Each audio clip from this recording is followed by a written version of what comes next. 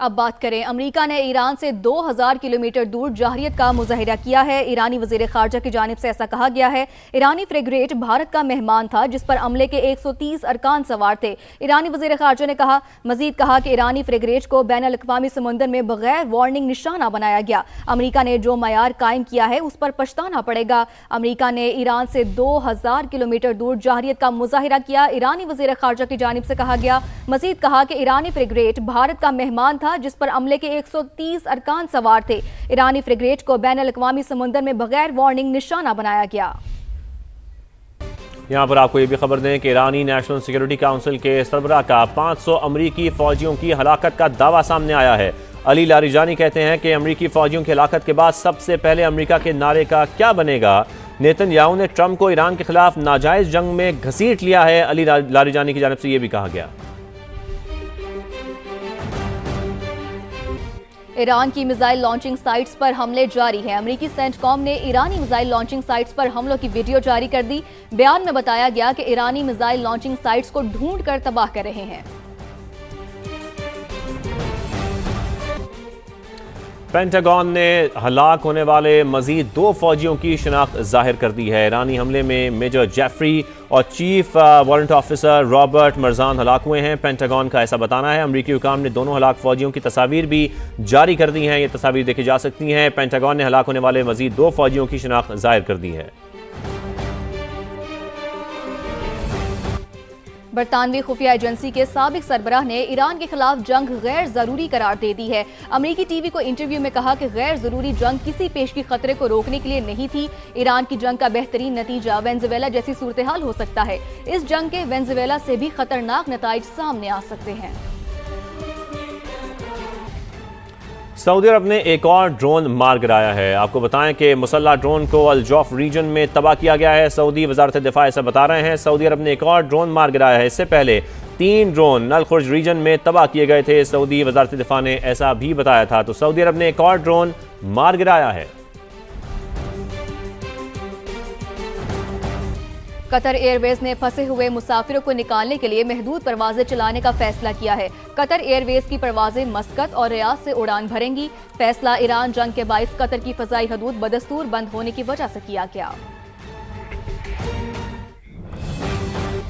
आगे बढ़ें और आपको ये भी बताएं कि इल्हान उमर कहती हैं कि ट्रंप ने कौम को ईरान के खिलाफ गैर कानूनी जंग में धकेल दिया है। मैं जंग देख चुकी हूँ, बम से अमन और इस्तेहकाम नहीं आ सकता। इल्हाम उमर ने मजीद ये भी कहा कि फौजी कार्रवाइयाँ हमें महफूज नहीं बना सकती।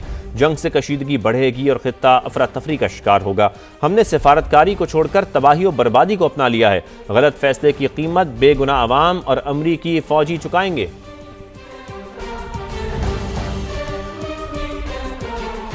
अब बात करें, अमेरिका ने ईरान से 2000 किलोमीटर दूर जारहियत का मुजाहिरा किया है। ईरानी वजीर खारजा की जानिब से ऐसा कहा गया है। ईरानी फ्रिगेट भारत का मेहमान था जिस पर अमले के 130 अरकान सवार थे।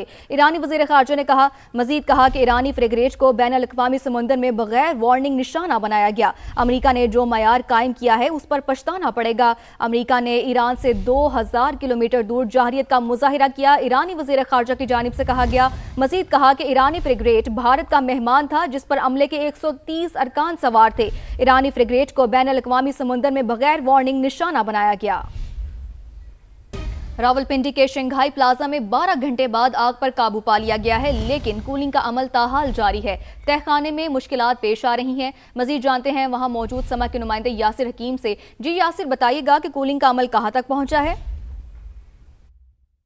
देखिए, बिल्कुल बेसमेंट में जो आग लगी थी उस पर काबू पा लिया गया है और उसका कूलिंग का अमल जो है वो काफ़ी देर से जारी है। इब्तदाई तौर पर जो इतलात मिली थी उनके मुताबिक ये बताया गया था कि इस बेसमेंट में रेस्क्यू 1122 और फायर ब्रिगेड की टीमों को अंदर जाने के लिए रास्ता नहीं मिला। जो एक रास्ता था इस बेसमेंट में जाने का, उसे 3-4 शटर्स लगाकर बंद किया गया था, जिसके बायस उन्हें इब्तदाई तौर पर इस आग को बुझाने और वहाँ पर पानी का छिड़काव करने में मुश्किलात का सामना करना पड़ा। जिसके बायस इस बेसमेंट में चूँकि कहीं पर वेंटिलेशन का प्रॉपर सिस्टम मौजूद नहीं था और धुएँ के खराज के लिए कोई भी जगह मौजूद नहीं थी, फिर इसके अतराफ में बाकायदा तौर पर डिगिंग करके धुएं के खराज का रास्ता बनाया गया। इन शटर्स को काटा गया और अब जो है वो बाकायदा तौर पर आग पर काबू पा लिया गया है। अब तक जो तफसीलात बताई गई हैं उनके मुताबिक ये बताया गया है कि इस बेसमेंट में मुख्तलिफ मोटरें जो थी वो लकड़ी के डब्बों में पैक थी और उसके साथ साथ कुछ प्लास्टिक का सामान पड़ा हुआ था, जिसके बायस ये बार बार सुलग जाता था। इब्तदाई तौर पर रेस्क्यू काम का कहना है कि इस आग को 2 मरतबा कंट्रोल किया गया, लेकिन कंट्रोल करने के कुछ देर बाद दोबारा यहाँ से स्मोक जो है वो बाहर आना शुरू हो जाता था, जिसके बायस दोबारा ऑपरेशन जो है वो शुरू किया जाता था। अब बाकायदा तौर पर इस आग पर काबू पाया गया है, जिसके बाद धुएँ के अखराज के लिए फ्यूल स्मोक इजेक्टर्स का इस्तेमाल किया जा रहा है।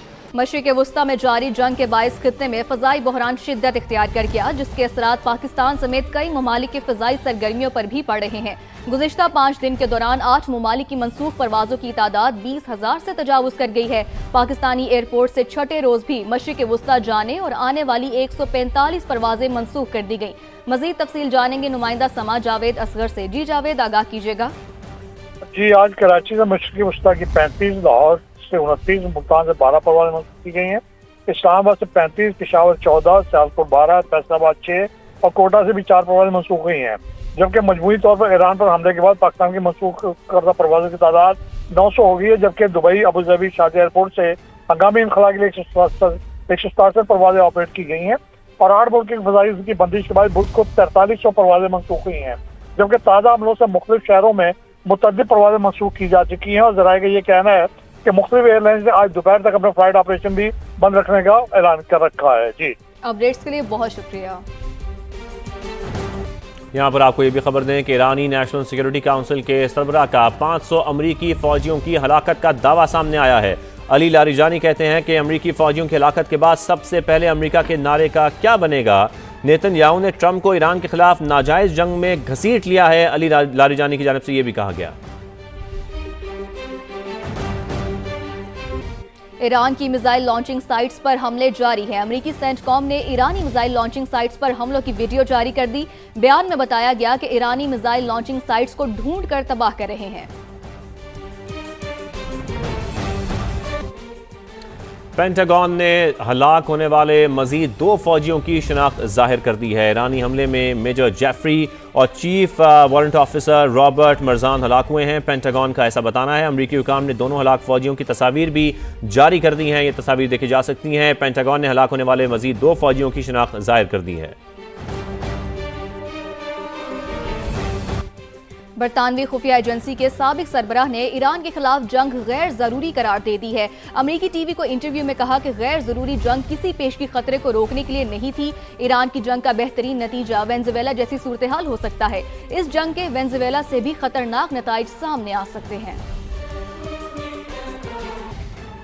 सऊदी अरब ने एक और ड्रोन मार गिराया है। आपको बताएं कि मुसल्ला ड्रोन को अल जौफ रीजन में तबाह किया गया है। सऊदी वजारत दिफा ऐसा बता रहे हैं। सऊदी अरब ने एक और ड्रोन मार गिराया है। इससे पहले 3 ड्रोन नल खुर्ज रीजन में तबाह किए गए थे। सऊदी वजारत दिफा ने ऐसा भी बताया था। तो सऊदी अरब ने एक और ड्रोन मार गिराया है।